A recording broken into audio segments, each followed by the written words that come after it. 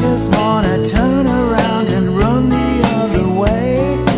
I don't wanna hear it, I just want a little peace of mind. So it's a nice winter day today. Nice blustery winds, the occasional snow squall. Occasionally the sun will peek out. And yes, a balmy 17 degrees. It sounds like the perfect day to go for a hike in the woods. We might be able to learn something together. So come on, let's go. From a mile away, there isn't much that you can do. They make a promise of a better day, but you know it's not true. It's just like I told you. I don't wanna hear it anymore. I feel like I've heard it all before. You know that I'm trying to leave it all behind. I'm trying to see my way to find peace of mind.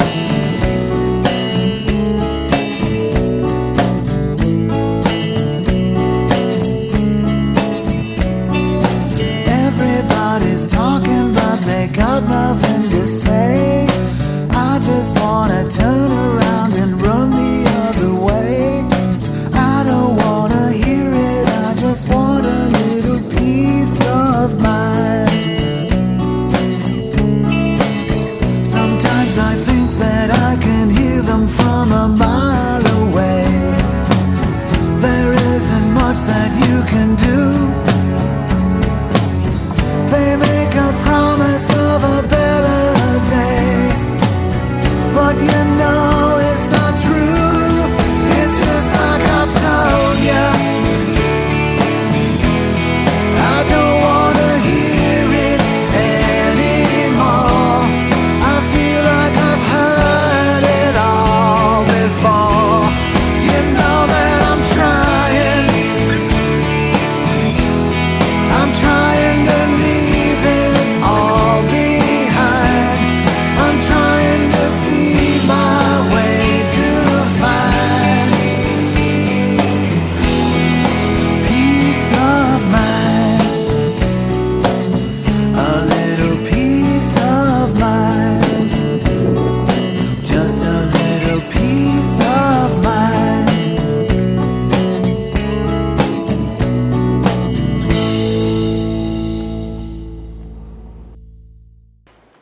You know, it was the great American poet Robert Frost who penned the poem, The Road Not Taken. And it's appropriate for today's walk. If you're not familiar with the poem, let me share the words with you. It's just 4 stanzas long. 2 roads diverged in a yellow wood, and sorry I could not travel both. And be one traveler, long I stood, and looked down one as far as I could, to where it bent in the undergrowth. Then took the other as just as fair, and having perhaps the better claim, because it was grassy and wanted wear, though as for that the passing there had worn them really about the same. And both that morning equally lay in leaves no step had trodden black. Oh, I kept the first for another day, yet knowing how way leads on to way, I doubted if I should ever come back. I shall be telling this with a sigh, somewhere ages and ages hence.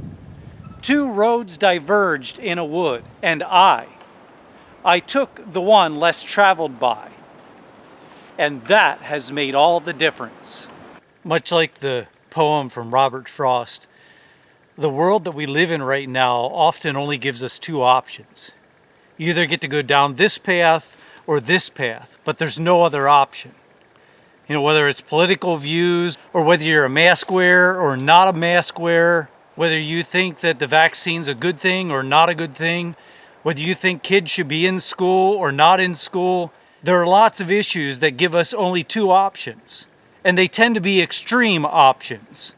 And could it be that there is not only a third, but maybe even a fourth and a fifth path that can be taken almost all the time?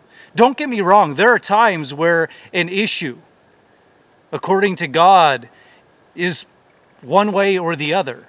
It's something we should engage in, or it's something that we shouldn't. But so often, nuance is required as we figure out how to navigate life. And there's a passage in Scripture that I believe speaks to this issue. And it shows us the foundational element necessary for us to be able to think on our feet in life and to make good, practical Christian decisions. If you have a Bible, go ahead and turn to the book of Joshua. Joshua chapter 5, verses 13 through 15. Again, that's Joshua chapter 5, verses 13 through 15. Now, when Joshua was near Jericho, he looked up and saw a man standing in front of him with a drawn sword in his hand. Joshua went up to him and asked, "Are you for us or for our enemies?" "Neither," he replied, "but as commander of the army of the Lord I have now come." Then Joshua fell face down to the ground in reverence and asked him, "What message does my Lord have for his servant?" The commander of the Lord's army replied, "Take off your sandals, for the place where you are standing is holy." And Joshua did so. This is the word of the Lord for us today. This is a stunning passage on many fronts. It's stunning because Joshua is preparing to go into Jericho, to enter the promised land. And God has already detailed, He's sanctioned this campaign. And He's told Joshua in chapter 1 of the book of Joshua that he's supposed to go into Jericho. And He gives him explicit commands as to how things are to be carried out. In chapter 2, Joshua sends spies into the land of Canaan, and through unconventional means utilizes the prostitute Rahab as a person who assists these spies in getting good information and escaping the city without harm. Then in chapters 3 and 4, we see that those carrying the Ark of the Covenant, that place where God dwelled amongst the people of Israel, are told to walk into the river, the Jordan River. And when they step into the water, at flood stage nonetheless, God parts the waters so that the entire Israelite nation can walk through without getting wet. And finally, in chapter 5, though it seems strange to our modern ears, the carrying out of the circumcision of all the males, that would be the generation following those adults that left Egypt who hadn't already been circumcised. But remember, that's the mark of the people of Israel, that they were circumcised. They were different people. They were God's chosen people. That circumcision is carried out in chapter 5. And so Joshua, as the commander of Israel's army and as the leader, man, he is ready to go to battle. He's been called by God to do this. And so it seems quite natural for him to ask the question when he comes across a man with his sword drawn, "Are you for us or are you for the enemy?" And Joshua gets blown off his feet when the man replies, "I'm for neither. But as commander of the Lord's army, let me speak to you now." You might be asking, what's going on here? I mean, after all, God has actually told Joshua to go into the city of Jericho, to march around it, and to conquer those cities in the promised land, Jericho being one of the first. And technically, theologically speaking, what's going on here is what is called a theophany. That is, God showing up in personal form. In this passage, more specifically, I would argue that it's a Christophany, meaning it's actually Jesus that shows up prior to his walking as a human being on the face of the earth in his public earthly ministry recorded in the Gospels of the Bible. He shows up as the commander of the Lord's army. And what is the point of all of this? The point is that even when God has sanctioned something, when God has called us to do something, when God has provoked in our minds something that we're supposed to focus on and live out, it doesn't mean at any time that we can abandon Him. We need to continue to look to Him for our power. We need to look to Him for our direction. We need to continue to make sure that we're walking in obedience with Him. Just like his predecessor did, Moses, Joshua is called by this leader or commander of the Lord's army to take off his sandals because he's standing on holy ground. God is there. So often in life, we see two practical paths in front of us. They're pragmatic in nature, and they're almost always derived from our own human instinct. And standing there right in front of us is often a path that's unseen until we slow down, spend time with God, and hear His voice continually. The third option, God always has a path, but we have to be in connection with God to be able to discern what that path is, even if we've already been given the foundational command to go. Of mine. Sometimes I think that I can hear them from a mile away. There isn't much that you can do.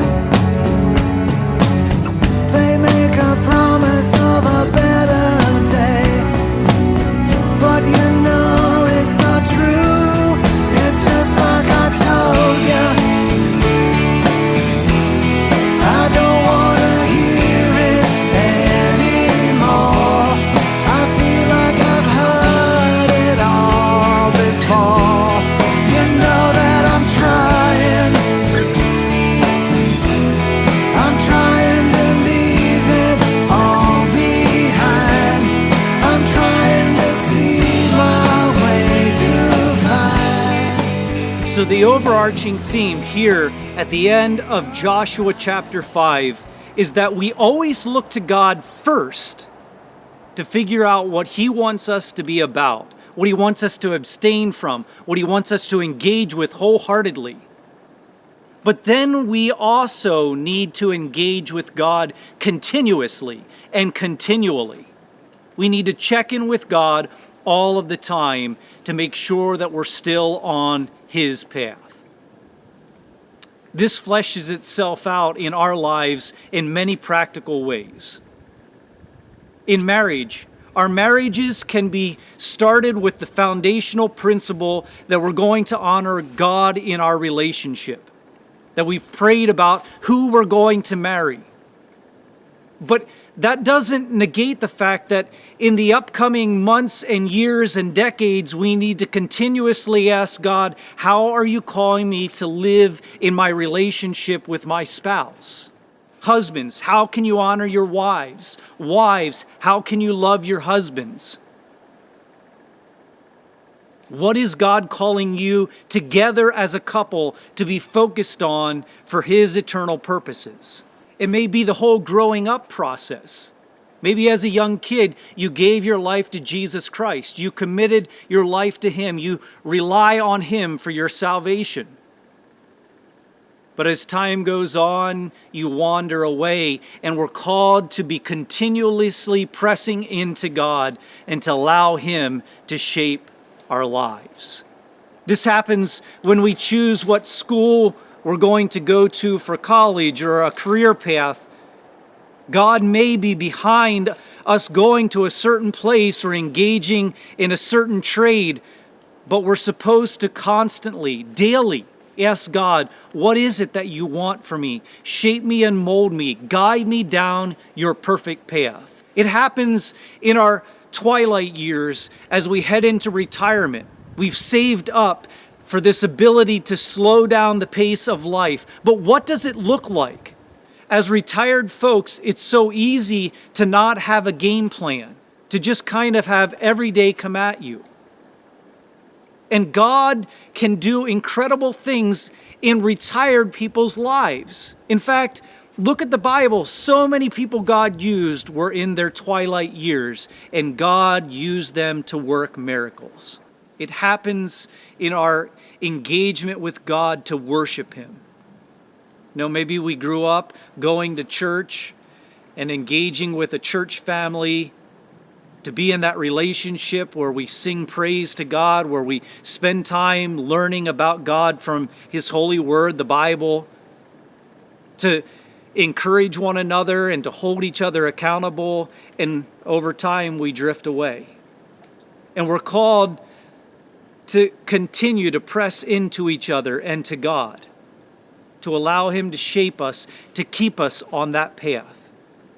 It's also quite possible that you are going to church worship on Sunday mornings, but you aren't there mentally.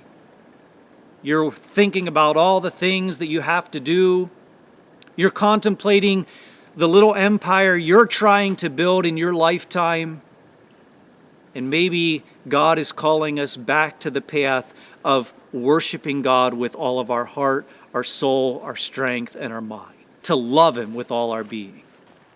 And so could it be that part of the answer to the challenges that we face as a divided nation, as people who are often in conflict with one another, that we need a more nuanced approach, and that approach is always the approach of God.